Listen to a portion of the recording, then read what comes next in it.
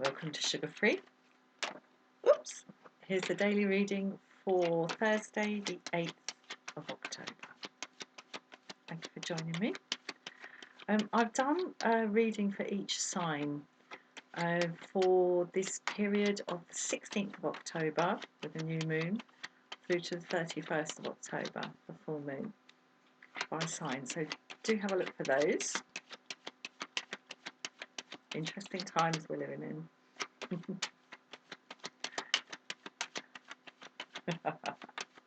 Right, let's see what we get. I'll do my best. Okay. Right. Okay, now I'm gonna fess up here. This is my second go at this for the 8th of October because in the first spread that I did, I had a very weird combination of public and private, and of secrecy and release of information, holding back and forward movement. And I'll be straight, it stumped me. So I cancelled it. And I'm back for a second go. And I'm kind of back in the same place that often happens.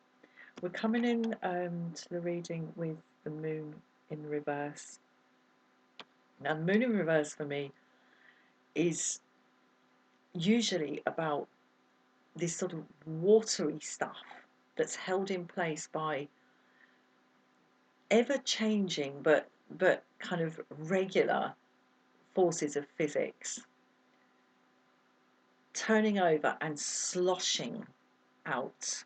There's a sloshing out of stuff that's been held back, and some of it is maybe quite stinky, quite murky.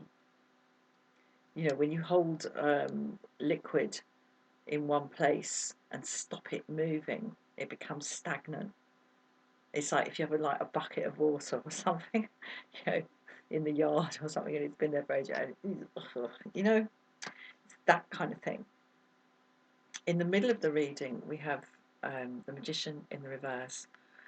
Now, when the Magician turns up in the reverse, for me, it's usually about trickster, sleight of hand, stuff being concealed, and gaslighting, and being kind of having your attention directed elsewhere. Like kind of like, look at that, and then picking your pocket while you're looking at that. It's that kind of dodgy, attention diverting behaviour. And the third card we've got today is the Hermit.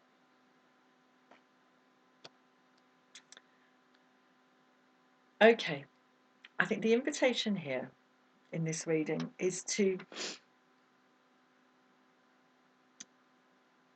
see what's kind of sloshing around, and to be aware that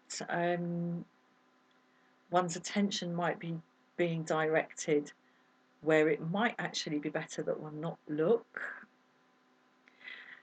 When someone's telling you to look over there, sometimes it can be really useful not to look over there, but to look straight at the person telling you to look over there. And with this Hermit card, perhaps just hold on to that inner light, that lamp that he's holding there.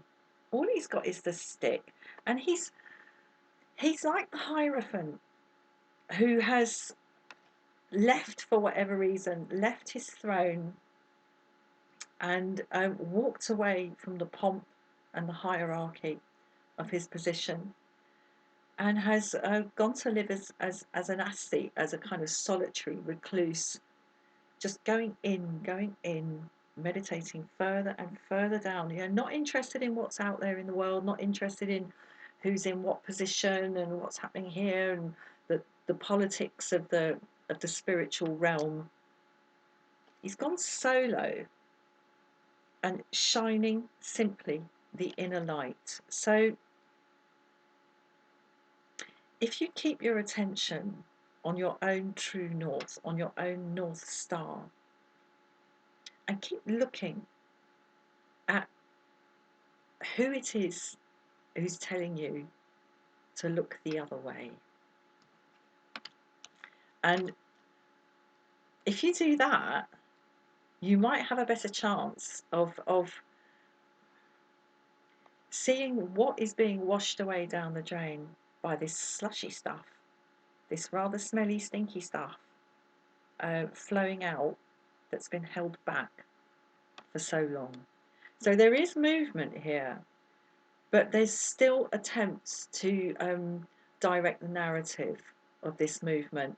So we're getting somewhere from how it was at the beginning of the week, where it was, as I say, also held back and sort of teeth gritted and not buying into this or that.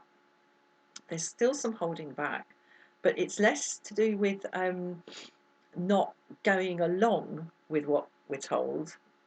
It's becoming more a question of just really standing very still and knowing that whatever shenanigans are pulled and whatever sleight of hand is at work, the inner light, the true north, the North Star inside us is always directing us in a good direction for ourselves. And of course, that's different for each of us. So, okay, I'm going to leave it there. Thank you very much for watching. Namaste.